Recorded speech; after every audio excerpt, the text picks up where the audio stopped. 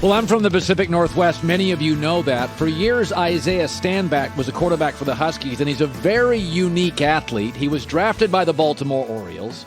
He played quarterback at Washington and receiver.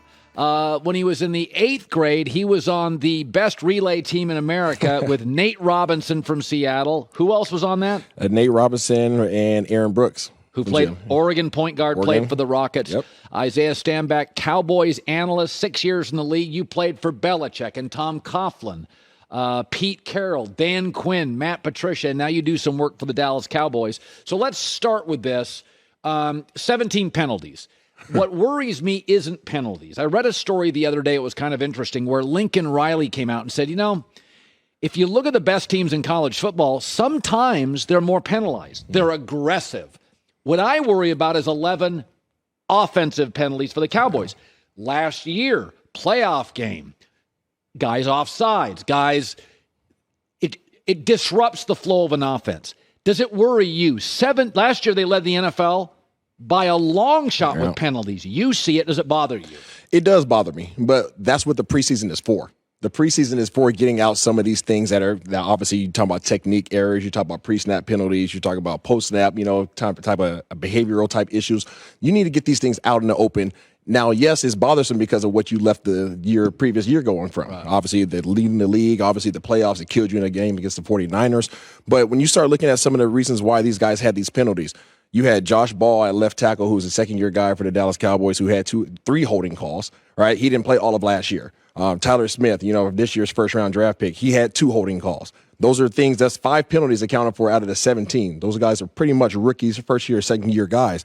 Now, the Dante Fowler penalties, the post-snap, that type of stuff you can't have. Lining up offside, Sam Williams being anxious, trying to learn, okay, where can I be at on the line of scrimmage? Those are penalties that you want to see occur in the preseason so that you can get them out the way. This is what you can and can't do. We can go back. We can watch the film. We can make these corrections. If these things continue to happen, now we have a problem. Well, Bill Belichick in New England was one of the most infrequently penalized teams in the league. So go back to your time in New England. Was it something Belichick talked about a lot? Are the Cowboys perhaps not talking about it enough? What was it like in New England with penalties? I can speak to my time in New England. Coach Belichick is a very cerebral type individual. I can't speak to what Coach McCarthy is doing within that locker room. I'm not in that setting. I'm not in those meetings. But Bill Belichick was such a guy that you were not going to beat yourself. Everything that we're going to do is going to be to put us in a position to be successful. If we are going to have these issues in practice, we're going to run this play over and over and over again, and then this will not happen in the game. I kind of look at it in this perspective. What type of punishment needs to occur in order for you to not do something again, to not become a repeat offender? Right. And Bill Belichick, if you have that area and you do it again in the game, you're not playing. I don't care what position you are. I don't care what your role is. I don't care where you are on the depth chart. There is going to be punishment that's going to be handed down to you. I can't speak to what Coach McCarthy is doing, right? So if he's not handing down any punishments, whether it be for the individual, whether it be for the position, whether it's in the form of conditioning or playing time, if you're not facing those types of enforcement, then these things are going to continue to show back up. So I would imagine coming off of this last game that he's going to address those to ensure that doesn't go forward like he experienced last year. So one of the concerns with Dallas, and I think this is real, is wide receiver. So Amari Cooper, your best route runner, gone. Yeah. I thought Cedric Wilson was a very dynamic number 3 receiver. I mean, he looked special. Not a one, but a dynamic player. He goes to Miami. Yep. So Michael Gallup's off an ACL tear. So CeeDee Lamb, who I like, moves to number 1. It's a different ball game. You're the one. 120 targets. Talk after the game. What I worry about Dallas is they're going to ask Dak, with an increasingly old and unstable O-line, now you got to carry us. And I don't know if he's that. Do you think the wide receiver position for Dallas, are you concerned about it? I am concerned about it from the depth perspective. I think that they have some talent there. Obviously, CeeDee Lamb is going to be stepping into the fold as the number 1 receiver. Yeah. I don't think that he's an Amari Cooper. I don't want to make that mistake. I think he's talented. I think he will eventually be that or maybe even surpass that. But Amari Cooper was a savvy veteran who knew the ins and outs. Manipulated coverage. He just knew how to be where he needed to be and make the big play. CeeDee makes those big splash plays, but he has so much to still learn about the game. He still has to learn how to be a leader. He still has to learn how to have good body language, how to forget about plays. There's a whole lot of other attributes that people don't talk about in terms of what it requires to be a number one receiver. Is he talented? Absolutely. But after your CeeDee Lamb, then you go to a Noah Brown, you go to a Jalen Tolbert. That's a big drop. That's a big drop-off because Gallup's injured right now. You have James Washington who's injured right now. Both of those guys won't show up until week 1, week 2 of the season. So if you don't have those guys enter to step into the fold at a 2 and 3, now you're dependent on guys that don't have a lot of experience. Noah Brown, like a Cedric Wilson, is very dependable. He's a guy that's been around the program. You could trust him. He's going to be where he needs to be. He's going to make the good play. You don't expect him to make the big splash play, but he's very dependable. Then you have Jalen Tolbert, the draft pick from this year, right? He's a good player. He's going to be good. He's smooth. He's savvy. But again, he's young. And then there's a guy like a Devontae, not Devontae, but you have Turpin, who's going to be a return man. Can he be a receiver for these guys? So do you go out and get AB? AB said last week, hey, call me Jerry. Does that make any sense to you? Not at all. Not at all. AB, unfortunately, as talented as he is, the things that come along with him, the baggage that you have to take along with him is not worth the risk. Yeah. Even though Jerry Jones historically has been a risk taker, right? Even though Jerry Jones wishes he would have got Randy Moss back in the day, all these things, he can't put this organization in a position to have somebody that can come up and blow up an organization that is culturally changing. Yeah, that's a good point. It's kind of pivoting now. Absolutely. It's really, really Dak's team because they didn't get Von Miller. They didn't get Randy Gregory. Micah's amazing, but it kind of feels like the offense, Dak has to have his greatest year ever. And to that point, Dak Prescott is a really good quarterback. The conversation comes up, is he exceptional? Is he elite? All those type of things. I still think as good as he is, I still believe that Ezekiel Elliott, Tony Pollard have to lead this team. And in order for those guys to lead this team, the offensive line has to be intact. And there's a lot of question marks still regarding about how effective these guys are going to be together. Dak Prescott is a very dangerous quarterback when he has an effective running game. When you ask him to throw the ball 40-plus times a game, that's not his thing. Now, can he do it? Absolutely. Is that his thing? No. So I think that when you allow for him to be a play action quarterback and these guys can move him around and he can play off, all the zone schemes, now Dak Prescott is one of the most dangerous guys in the league. But this team has not had that effective running game over recent years. Yeah, and the offensive line, when he inherited it as a rookie and went 13-3, it was most people without question thought it was the best O-line in the league. Absolutely. I mean, it was all these guys were in their prime and healthy, and that's just not the case. Plus, they lost Lyle Collins. Another interior lineman's gone. So, again, Belichick, Pete Carroll, you had a lot of defensive coaches. Matt Patricia, Dan Quinn, Pete Carroll, Belichick, a lot of defensive coaches. And I've been on this for about 2 years. That every NFC team that made the playoffs had an offensive coach. I think Joe Burrow, offensive coach.